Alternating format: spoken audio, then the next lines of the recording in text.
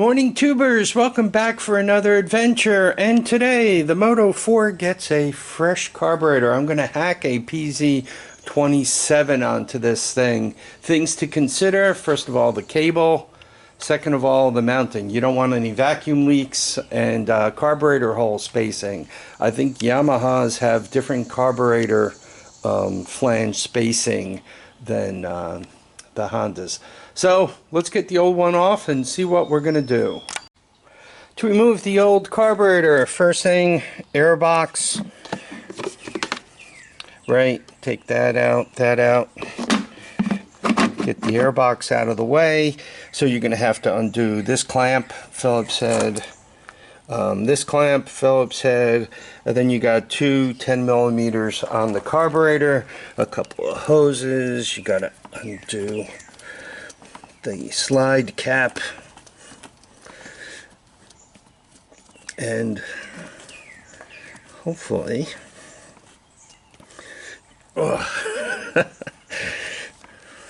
hopefully it lets you take it apart. Well, there we go. That's a good thing. So here's the carburetor that came off. You could see it's a Mikuni. I personally don't care for these. I don't like the richening circuit. It seems that these carburetors have a tendency to clog up and not behave. Though this one appears to be functional minus the float sticking. Here's a keihin PZ30 clone. Right, you could tell technology from Japan. And here's the problem, right? You can see the flange is a little wider on the Mikuni. So I do have a way around it. The other problem is on the keihin, the carburetor bore is a little lower than these two, where on this guy it's basically even. So we're going to have to kind of fudge and fake and put a paper gasket on here, but I think we can make it work. Let's do some surgery on the carburetor.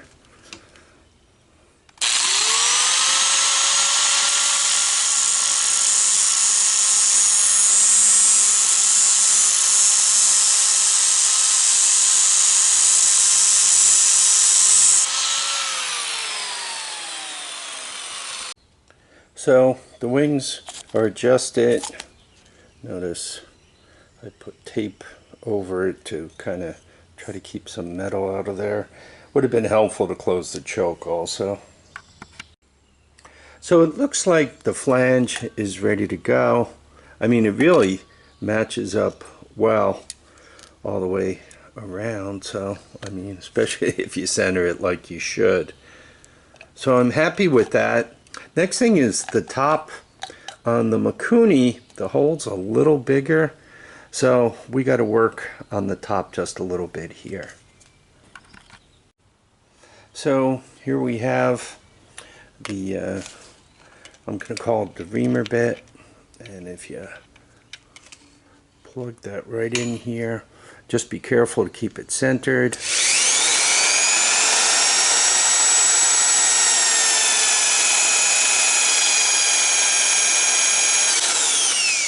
By the way, it gets hot.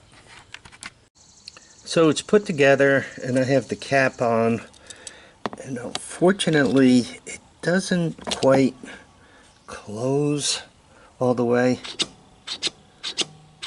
So I gotta ream this out a little more so that the cable settles in. I'm out of adjustment, right? This is the difference between doing good work and really bad work. If this thing doesn't close all the way, what'll happen is your idle will be too high. You won't be able to adjust it down. Then when you shift, it'll bang the gears. Trying to get into reverse will bang things. So you really don't want it like that. You want to do it right. Okay, I think you guys could see it closes all the way now. You can kind of hear it too, so perfect. Right, the last thing we want this thing to do is run away. So, paper doll time is over, and what I'm going to do is I normally glue the paper to the flange. In this case, I'm going to put it on the carburetor. I think it's just going to make it a little easier to put the whole thing together. I'm going to use Allen type hardware to hold things together, 5mm. You guys can see the washers. I'm showing them to you now because then I got to get on my knees, crawl right up to this, and try to stack all these pieces together and make it work. So the carburetor is bolted on. You guys can see I got my Mickey Mouse gas line right there, and I'm gonna set up the camera in the stand. We'll give it a start. After that, I'll put a temporary tank on and we'll get a ride out of this puppy. Okay, I think you guys could see everything that's important. Turn on the power box, turn on the key, choke is already set.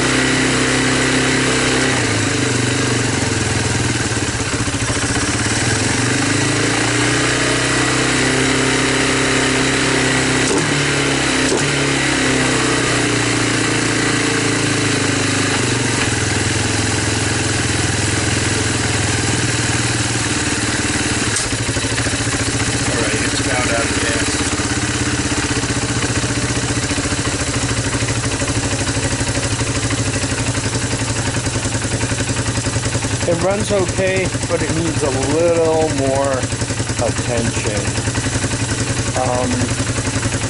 I still don't think it's idling down like it should be, so I'm going to have to do a little bit more work on the throttle cable, get a little more length out of it. So that's one thing. The other thing I need to do, well, let me start there and then we'll go forward on all the other stuff. The Moto 4 is moving forward. So I slimed the tires a couple of days ago now, and if you take a quick look around, my luck seems to be holding. Everything's holding air, which is a good thing. My experience though is you really don't want to go too far from home base. If you're bouncing around and so forth, a lot of times these cracks will open up further and they'll open up to the point where the slime will not work, and then you'll be walking. To get your all-terrain vehicle up off the ground, yes. To drive around on slime tires, no.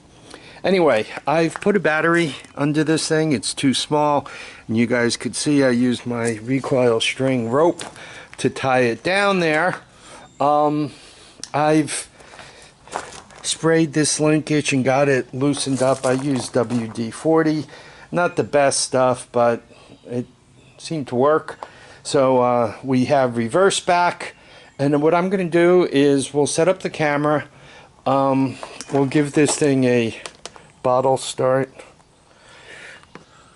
Yeah, I still have gas in here, I think.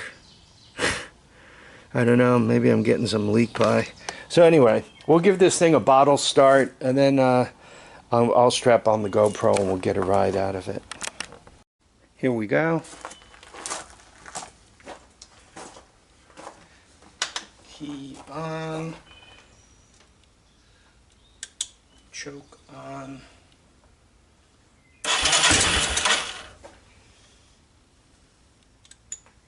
choke off.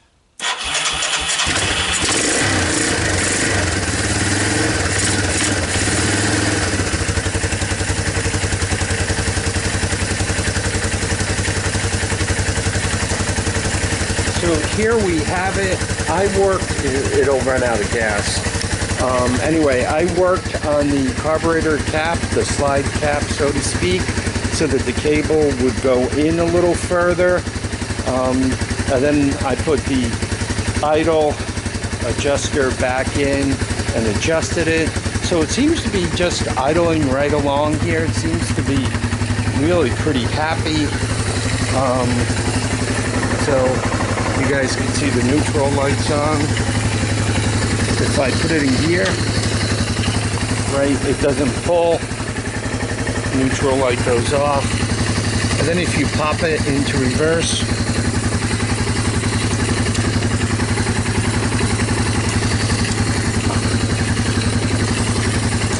there you go. The reverse light goes on.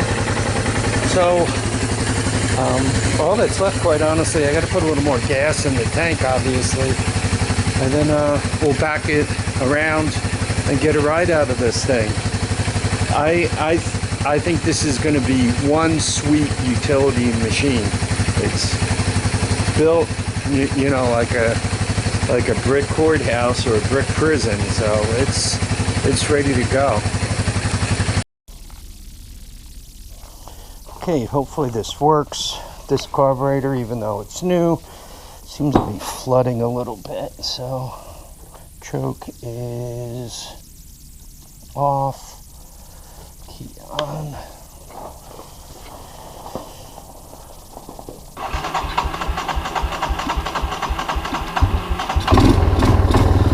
Yeah, she might be flooding a little bit first.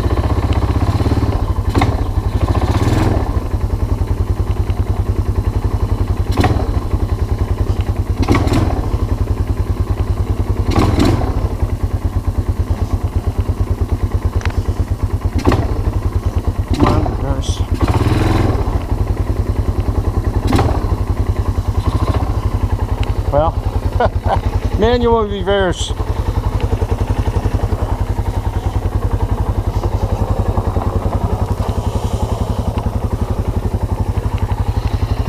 First rides don't always go perfectly.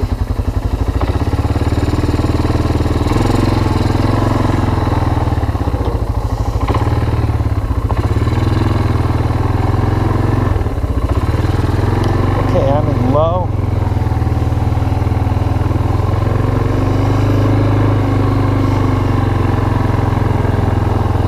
This thing a second, let it warm up a little bit.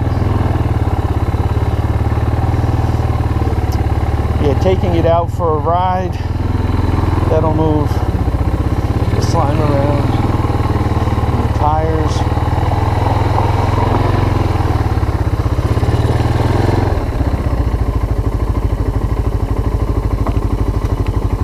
Okay, I'm in high.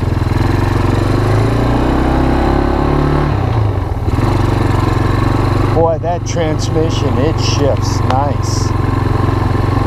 I like that. It's nice and quiet.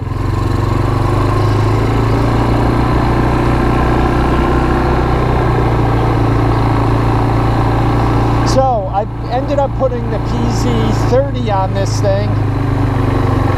The PZ30 should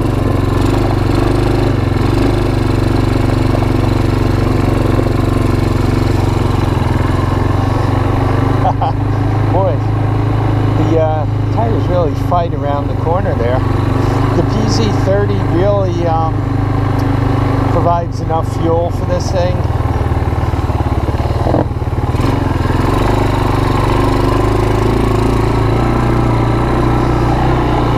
This thing has a nice ride. The tires are soft, plus it's got suspension.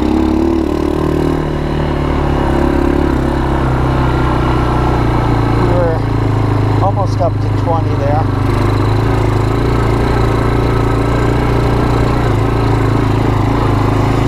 I know the front grass needs to be cut.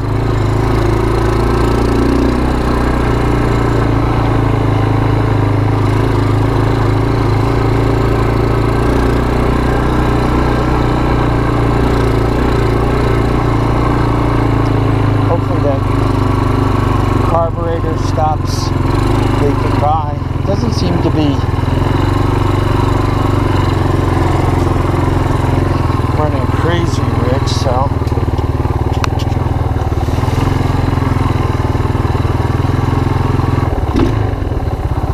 yeah, this thing shifts nice. That automatic clutch, the adjuster is just perfect.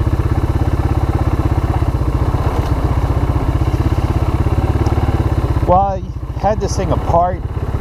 I sprayed a bunch of the linkages with WD-40.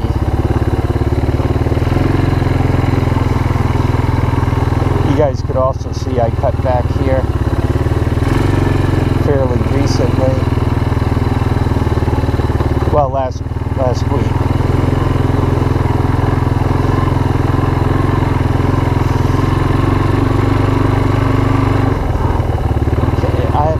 Wide open spot right here. Let's go to low. Good. And let's go to reverse.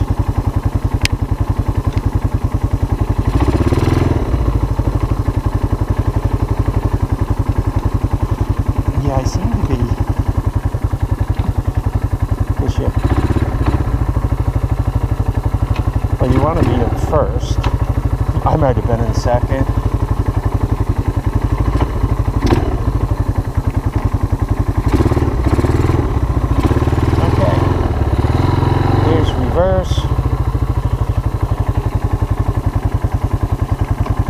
I think it wouldn't hurt to adjust the linkage perhaps a little bit. I think when I made that turn I was also in second. That's why I was fighting second high. Because this is first. You know, when you first get these things out, you got to kind of learn a little bit about them.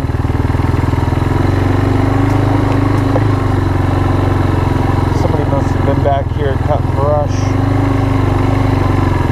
making things a little wider for me. Boy, there was one heck of a damn tail. Yeah, the smaller branches I can grind right through with the zero turn. Some of that bigger stuff, as it gets much over a ½ an inch, I don't like hitting it with the zero turn.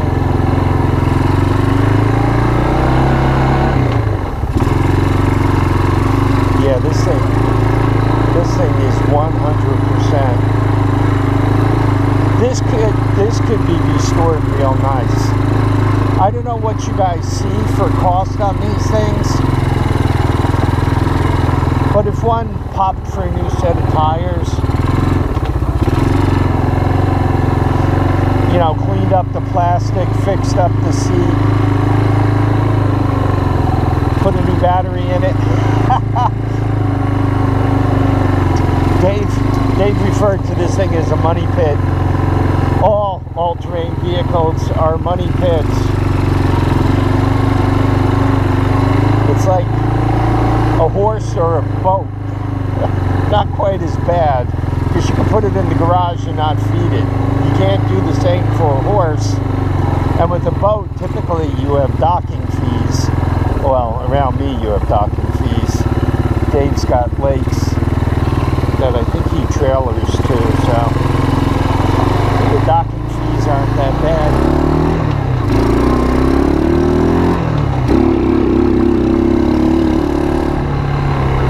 Yeah, I like this thing. I like this thing a lot.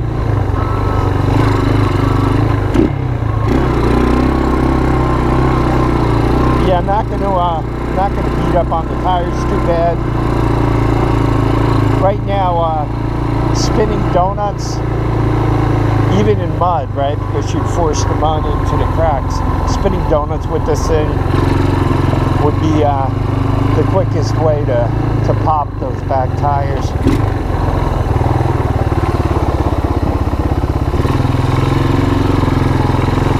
I gotta clean this place up. I can't even get around in circles anymore. Anyway, I'm really hoping that you guys enjoyed this ride. This thing was a good deal. Okay. Brakes don't work. Well, yeah, maybe I got some back brakes. Anyway, what do you guys think? You like it?